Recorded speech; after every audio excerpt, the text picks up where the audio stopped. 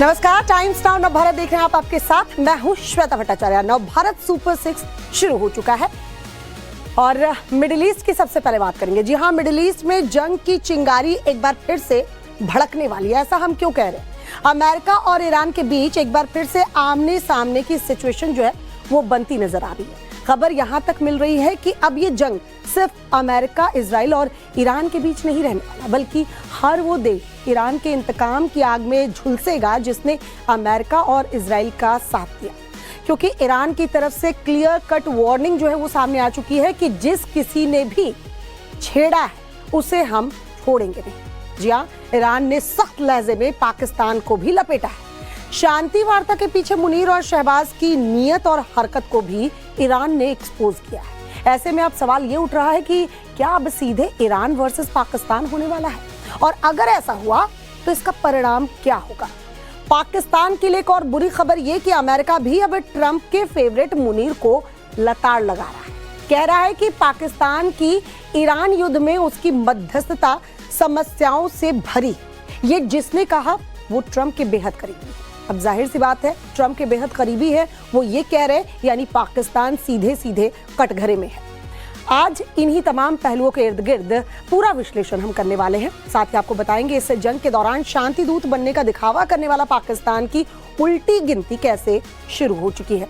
तो चलिए बताते आपको कि क्या ईरान के सामने भाईचारे का ढोंग रचकर पाकिस्तान ने ईरान की पीठ में छुरा भोंकने का काम किया है? क्या समझौते के नाम पर पाकिस्तान ने अमेरिका से कोई डील कर ली थी? क्या इसी एक्सपोजर की वजह से पाकिस्तान को जो है वो बार बार अब ईरान जो है धमकी देने लगा है? ये कई सवाल जो है वो अब उठ खड़े हुए हैं। जाहिर सी बात है कि पाकिस्तान अब घिरता नजर आ रहा है। युद्ध में दुश्मन का दोस्त भी दुश्मन ही कहा जाता है। बहरहाल ईरान पाकिस्तान से बदला कैसे लेगा? हालांकि अमेरिका और इजराइल जैसे देशों से टक्कर लेने के बाद तिनके भर पाकिस्तान को लपेटना ईरान के लिए कोई बड़ी बात नहीं होने वाली। लेकिन एक बार आपको समझाते हैं कि अगर ईरान पाकिस्तान के खिलाफ उतरता है तो उसकी रणनीति क्या होगी, जरा ये समझिए। ईरान के पास मध्य पूर्व में सबसे बड़ा बैलिस्टिक मिसाइल स्टॉक है। यूं समझ लीजिए कि हजारों की तादाद में मिसाइलों का जखीरा है। ईरान की शाहाब 3, सेजिल 2, एमाद जैसी मिसाइलों की रेंज जो है वो 1300 से 2500 किलोमीटर तक की है। और अमेरिका के साथ जंग में ईरान ये पहले ही साबित कर चुका है, दिखा चुका है कि खाड़ी देशों में मौजूद ऐसा कोई अमेरिकी बेस नहीं जो उसकी पहुंच से बाहर हो। ऐसे में ईरान की ये मिसाइलें तकरीबन पूरे पाकिस्तान, खासकर अगर बात करें पाकिस्तान की रीढ़ माने जाने वाले कराची, इस्लामाबाद और यहाँ तक कि लाहौर तक को टारगेट कर सकती है। अगर ईरान पाकिस्तान के खिलाफ खुलकर सामने आ गया तो वो फतेह 2 जैसी हाइपरसोनिक और क्रूज मिसाइलों का इस्तेमाल भी करेगा। इसके अलावा बात करें तो पाकिस्तान और ईरान करीब 909 किलोमीटर की सीमा जो है वो शेयर करते हैं, जो कि पहाड़ी और रेगिस्तानी इलाका है। ऐसे में ईरान जमीन पर उतरकर भी पाकिस्तान को घेरने का दम रखता है और घेर भी सकता है। IRGC पाकिस्तान की सरजमी में घुसकर पाकिस्तानी बलूचिस्तान के बलोच लड़ाकों को हथियार के तौर पर इस्तेमाल कर सकती है। क्यों नहीं? बलूच लिबरेशन आर्मी के लड़ाके तो पहले से ही पाकिस्तान के सीने पर चढ़कर बैठे हैं। ऐसे में बाहर से तो प्रहार होगा ही, उल्टा पाकिस्तान अंदरूनी जंग की आग में भी झुलसेगा। ईरान की नौसेना गल्फ ऑफ ओमान और अरेबियन सी में एक्टिव है। एंटीशिप मिसाइलें पाकिस्तानी जहाजों और यहाँ तक कि कराची पोर्ट पर भी हमला कर उन्हें तबाह कर सकती है। माइन लेइंग और स्वार्म बोट अटैक के सामने पाकिस्तान की नौसेना कितनी देर तक टिक पाएगी, ये तो आप सब, पूरी दुनिया जानती है। ईरान का सबसे बड़ा हथियार प्रॉक्सी ग्रुप्स और साइबर अटैक्स भी पाकिस्तान को बर्बाद करने में कोई कोर कसर नहीं छोड़ेगा। ईरान पाकिस्तान के अंदर शिया ग्रुप्स या बलूच अलगाववादियों को सपोर्ट कर सकता है, और ये होता भी है। जब भी आपको पाकिस्तान पर अटैक करना हो तो बलूचिस्तान तो बैठा ही है, उसे सपोर्ट किया जाता है ताकि अंदरूनी जंग से भी पाकिस्तान जो है वो हलकान हो जाए। ईरान की साइबर यूनिट पाकिस्तानी इंफ्रास्ट्रक्चर को टक्कर देगी, टारगेट करेगी, और ऐसे में पाकिस्तान का निस्तनाबूद होना मानो एकदम सच। ऐसा माना जा रहा है कि अगर ईरान और पाकिस्तान आमने सामने आते हैं तो ईरान लंबी दूरी के मिसाइल और ड्रोन हमलों से शुरुआत करेगा। ईरान ऐसा करता भी आया है। अपने ड्रोन्स का इस्तेमाल ईरान कैसे करता आया है मिडिल ईस्ट की जंग में हमने देखा भी है। पाकिस्तान की अर्थव्यवस्था और शहरों को नुकसान पहुंचाने की कोशिश ईरान की तरफ से की जाएगी ताकि पाकिस्तान जो है वो टिक ना पाए। दूसरी तरफ अब अमेरिका और ईरान के बीच जंग की चिंगारी फिर से सुलगती नजर आ रही है। बैकडोर बातचीत के बीच दोनों तरफ से हमले जारी हैं। ईरान ने अमेरिकी ड्रोन को मार गिराने का दावा करते हुए उसका वीडियो भी जारी किया है। ईरानी मीडिया के मुताबिक ड्रोन को हॉर्मुज स्ट्रेट के ऊपर नए एयर डिफेंस सिस्टम से निशाना बनाया गया। ईरान की तरफ से जारी वीडियो में समुद्र के पास ड्रोन का मलबा दिखाया गया है। ईरान का यह कहना है कि ड्रोन संवेदनशील इलाके में निगरानी मिशन पर था। ईरानी सेना ने यह भी दावा किया कि ड्रोन को उसके नए एयर डिफेंस सिस्टम ने इंटरसेप्ट किया। हालांकि सिस्टम का नाम सार्वजनिक नहीं किया गया है।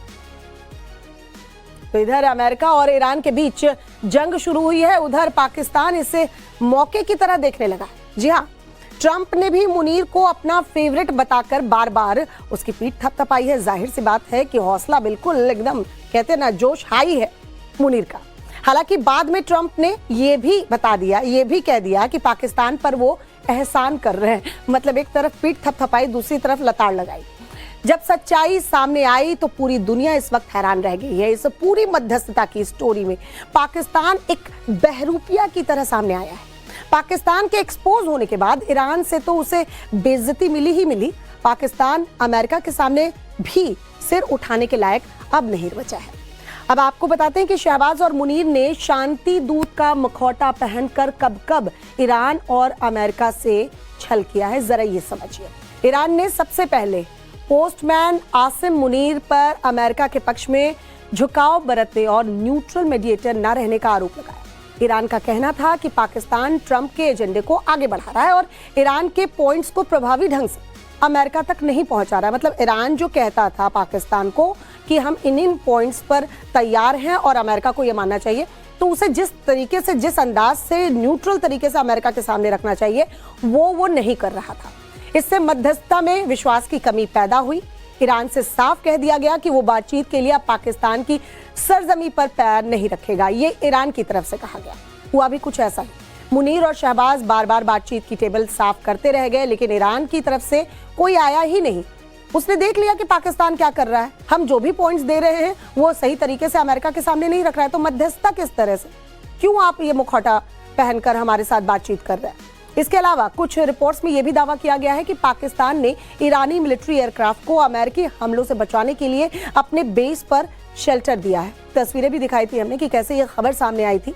हालांकि पाकिस्तान ने इसे सिरे से खारिज करते हुए कहा कि ये विमान इस्लामाबाद टॉक्स के दौरान डिप्लोमेटिक लॉजिस्टिक के लिए आए थे और इस दौरान दोनों पक्ष यानी ईरान और अमेरिका के विमान इस्तेमाल हुए।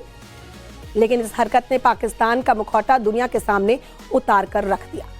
पाकिस्तान की बेशर्मी की कहानी अभी और है। अमेरिकी रिपब्लिकन सेनेटर लिंडसे ग्राहम, जो कि ट्रंप के बेहद करीबी माने जाते हैं, उन्होंने पाकिस्तान की भूमिका को परेशानी बता दिया।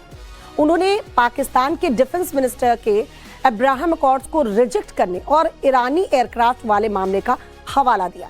देखिए, अगर ईरान का ये जो एयरक्राफ्ट वहां नहीं खड़ा रहता और ये बात सही नहीं रहती तो इसका हवाला कैसे देते ग्राहम, और वो भी तब जब ट्रंप खुद पाकिस्तान की मध्यस्थता की तारीफ करते रहे। और उस बीच इस तरह का बयान अगर सामने आता है तो आप समझिए कि पाकिस्तान की भूमिका डाउट में थी। एक तरफ ईरान और अब दूसरी तरफ अमेरिका। पाकिस्तान अब चारों खाने चित होने लगा है।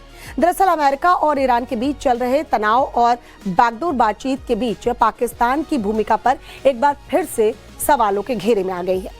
अमेरिकी रिपब्लिकन सेनेटर लिंडसे ग्राहम ने पाकिस्तान को लेकर तीखी टिप्पणी करते हुए कहा कि ईरान युद्ध में उसकी मध्यस्थता समस्याओं, वर्ड देखिए, समस्याओं से भरी रही। ये पाकिस्तान की भूमिका के बारे में कहा गया है। इजराइल के प्रति उसका रवैया यानी पाकिस्तान का रवैया लंबे समय से नकारात्मक रहा है और ये आगे भी रहने वाला है। इसलिए तो और ज्यादा डरा हुआ है कि अगर ये अब्राहम अकॉर्ड्स में शामिल होना पड़ा दबाव में तो हम कैसे क्या चेहरा दिखाएंगे मुस्लिम ब्रदरहुड को। सुनिए जरा एक बार क्या कुछ कह रहे हैं लिंडसे ग्राहम। मुझे काफी समय से ये साफ दिख रहा है कि एक मीडिएटर के तौर पर पाकिस्तान बहुत बड़ी प्रॉब्लम है।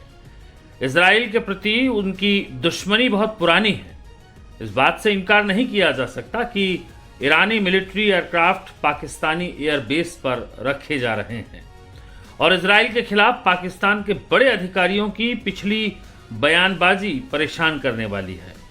अब्राहम अकॉर्ड के बारे में, डिफेंस मिनिस्टर के कमेंट के बारे में, जिसमें उन्होंने कहा कि पाकिस्तान कभी शामिल नहीं होगा क्योंकि उन्हें इजराइल पर भरोसा नहीं है। ये क्लिप 1 साल पुरानी हो सकती है, लेकिन मुझे डर है कि ये भावना अभी ताज़ा है। इस मामले में ये ज़रूरी है कि पाकिस्तान प्रेसिडेंट ट्रंप की अब्राहम अकॉर्ड में शामिल होने की अपील का अब जवाब दे।